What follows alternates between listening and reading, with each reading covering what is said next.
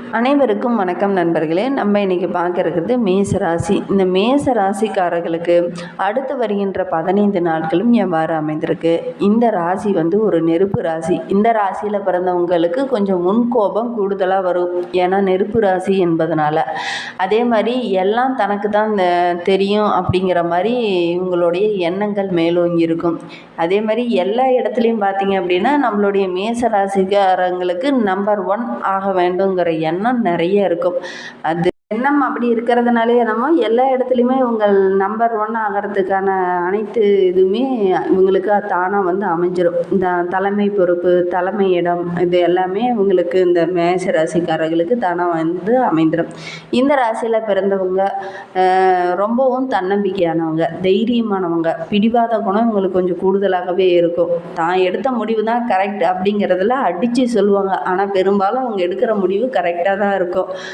கொஞ்சமாக பணம் வந்தாலும் கூட அதை ஊதாரித்தனமாக செலவு செய்ய மாட்டாங்க, சிக்கனமாக செலவு செய்யக்கூடியவங்களா இருப்பாங்க. இந்த ராசியில் இருக்கிறவங்களுடைய ராசி அதிபதி செவ்வாய்.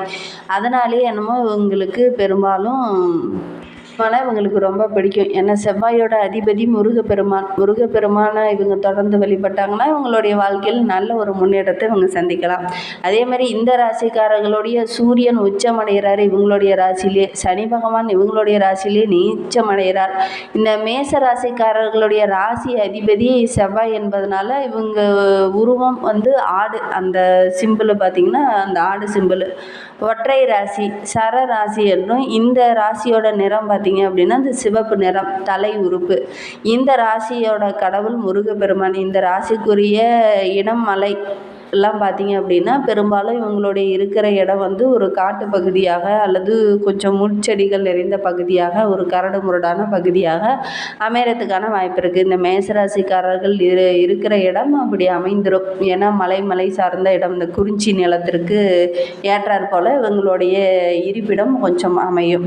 அதே மாதிரி இந்த மேசராசிக்காரர்களுடைய பேச்சு சரளமாக பேசக்கூடியவங்களா இருப்பாங்க. அதே மாதிரி இவங்க ஒரு முடிவு எடுத்துட்டுனா எக்காரணத்தை கொண்டும் மாற்றிக்க மாட்டாங்க. அந்த முடிவுகளில் கடைசி வரியில் நிற்பாங்க, அதில் வெற்றியும் பெறுவாங்க.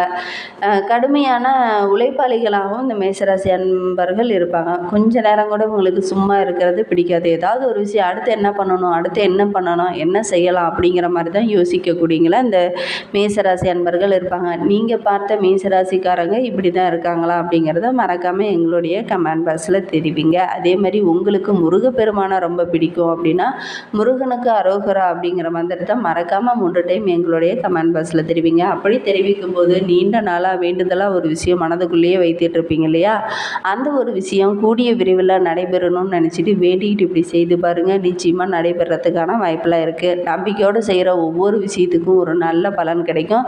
நீங்களும் நம்பிக்கையோடு வேண்டிக்கிட்டு இப்படி செய்து பாருங்கள், நிச்சயமாக நடைபெறத்துக்கான வாய்ப்பு அதிகமாக இருக்குது. ஏன்னா இந்த மேச ராசிக்காரர்களுக்கு 5ஆம் அதிபதி சூரியன் மேசத்தில் உச்சமடைவதனால பெரும்பாலும் இவங்களுக்கு ஆண் குழந்தை பிறக்கும். பார்த்திங்கன்னா முதல் குழந்தை கொஞ்சம் கருச்சிதைவு ஏற்பட்டு 2ஆம் குழந்தை இந்த ஆண் குழந்தையாக பிறக்கிறதுக்கான வாய்ப்பு இருக்குது. அதனால் இந்த மேசராசிக்காரர்களுடைய குழந்தை பிடிவாத குணம் கொண்டவர்களாக கொஞ்சம் இருப்பாங்க. மேசராசிக்காரங்க குழந்தைகிட்ட கொஞ்சம் கண்டிப்புடனே செயல்படக்கூடியவங்களா இருப்பாங்க. கண்டிப்பு, பாசம் இதெல்லாம் இருந்தாலும் கொஞ்சம் கண்டிப்பு அதிகமாக குழந்தைங்கிட்ட காமிப்பாங்க. வேலை செய்கிற இடத்துல தோழமையாகவும் ஃப்ரெண்ட்ஷிப்பாகவும் பழகுவாங்க. அதிகாரமாக நீ இந்த வேலை தான் செய்யணும், இப்படி தான் செய்யணும் அப்படிங்கிற மாதிரி அதிகாரமாக சொல்லாமல் எல்லாருக்கிட்டையும் ஒரு தோழமை உணர்வோடு சொல்லக்கூடியவங்களா இந்த மேசராசி என்பர்கள் இருப்பாங்க. பெரும்பாலும் இவங்களுக்கு வேலை பார்த்திங்கன்னா காவல்துறை, இராணுவம், விளையாட்டுத்துறை, பொறியியல் சார்ந்த துறை, இரும்பு தொடர்பான துறையில் இவங்களுக்கு ஏற்ற தொழில் அமையும். இவங்களுக்கு செங்கல் சோலை, மண்பாண்டம் சம்மந்தமான தொழில், சுரங்க தொழில், ஆயுதம் தயாரிக்கிறது, இந்த மாதிரி தொழிலும் இவங்களுக்கு ஏற்ற தொழிலாக அமைந்தும். ஒரு சிலர்லாம் சமையல் கலையில் வல்லுநர்களாக இருப்பாங்க. பூமி சம்மந்தமான தொழில், விவசாயம் தொடர்பான தொழில், சொத்து சம்மந்தமான தொழில், இந்த மாதிரி தொழிலாம் இவங்களுக்கு ஏற்ற தொழிலாக அமையும். பெரும்பாலும் பார்த்திங்கன்னா இந்த மேசராசிக்காரங்களுக்கு பூர்வீக சொத்து கிடைத்தாலுமே அதை பெரும்பாலும் மறுத்துட்டு இவங்களா சொந்தமாக ஏதாவது செய்யணும் அப்படின்னு நினைக்கக்கூடியவங்களா இந்த மேசராசி என்பர்கள் இருப்பாங்க. பெரும்பாலும் இவங்களுக்கு மாடி வீடு கட்டும் யோகம்லாம் இவங்களுக்கு சிறப்பாகவே இருக்கும். அதே மாதிரி இந்த மேசராசிக்காரங்க வீட்டை தூய்மையாக வைத்து கொள்ளக்கூடியவங்களாகவும் தனது வருமானத்தை கொண்டு தர்ம காரியங்கள் செய்யக்கூடியவங்களாகவும் இந்த மேசராசி அன்பர்கள் இருப்பாங்க. விடாமுயற்சி இவங்ககிட்ட நிறைய இருக்கும். அதே மாதிரி கடுமையாக உழைக்கக்கூடியவங்களாகவும் இருப்பாங்க. அடிக்கடி புண்ணிய தலங்களுக்கு புண்ணிய யாத்திரை செல்லக்கூடியவங்களாகவும் இந்த மேசராசி அன்பர்கள் இருப்பாங்க. இவங்களுக்கு குருவோட ஆசி இருக்கும். நிறைய பாக்கியங்கள் பெற்றவங்களுடைய சித்தர்களுடைய ஆசி இவங்களுக்கு பரிபூர்ணமாக இருக்கும். அதனால் இவங்களுக்கு தீர்க்க ஆயுள் இருக்கும். சரி, இந்த மேசராசிக்காரர்களுக்கு இந்த ஆவணி மாதத்துலேருந்து எந்த மாதிரியான பலன்கள் கிடைக்கிறதுக்கு அடுத்து வருகின்ற 15 நாட்களும் உங்களுக்கு எப்படி இருக்கும்? உடல் ஆரோக்கியம், தொழில் இதெல்லாம் ஏற்றதாக இருக்கா? முன்னேற்றம் இருக்கா? அல்லது எந்த விஷயத்தில் கவனமாக இருக்கணும் அப்படிங்கிறதெல்லாம் கொஞ்சம் முன்கூட்டியே அறிஞ்சிக்கிட்டோமா அதற்கேற்ப நம்ம செயல்படுறது ரொம்ப நல்லது. சரி, நம்ம மேசராசிக்காரர்களுக்கு அடுத்து வருகின்ற 15 நாட்களும் எவ்வாறு அமைந்திருக்கு அப்படிங்கிறத பார்க்கலாம். மேசராசிக்காரர்களுக்கு அடுத்து வருகின்ற 15 நாட்களுமே வெற்றி தரக்கூடிய நாட்களாக தான் அமைந்திருக்கு. பொருளாதாரத்தை பொறுத்த வரைக்கும் நீங்கள் எதிர்பார்த்த அளவுக்கு நல்ல ஒரு முன்னேற்றம் இருக்கும். பண வரவெல்லாம் ஓரளவுக்கு திருப்திகரமாக இருக்கும். நீண்ட நாளாக வராமல் இருந்த ஒரு செயல் கூட இந்த மாதத்தில் வரும். ஏன்னா நீண்ட நாளாக பணம் கேட்டிருப்பீங்க, அது கிடைக்காம இருந்திருக்கும். அந்த பண வரவெல்லாம் இந்த மாதத்தில் கிடைக்கிறதுக்கான வாய்ப்பு இருக்குது. நீண்ட நாட்களாக தடைபட்டிருந்த சுபகாரியம் கூட இந்த மாதத்தில் நடைபெறத்துக்கான வாய்ப்பு இருக்குது. திருமண வயதில் இருக்கிற ஆண் பெண் இருபாலருமே கண்டிப்பாக நல்ல ஒரு வரன் தேடுற முயற்சியில் ஈடுபடுங்க. நல்ல ஒரு வரன் அமையும். திருமணமாகி நீண்ட நாட்களாக குழந்தை பேர் இல்லாத இருந்தவங்களுக்கு நல்ல ஒரு குழந்தை செல்வம் கிடைக்கிறதுக்கான வாய்ப்பு இருக்குது. தொட்ட காரியம் அனைத்துலேயுமே உங்களுக்கு வெற்றி தான். அடுத்து வருகின்ற 15 நாட்களுமே நல்ல ஒரு முன்னேற்றம் இருக்கும். உங்களுடைய ஆரோக்கியத்தில் கொஞ்சம் கவனமாக இருக்கிறது நல்லது. சின்ன சின்ன உடல் உபாதைகள் வரும். அதனால் முடிந்தளவுக்கு ஆரோக்கியத்தில் கவனமாக இருங்க.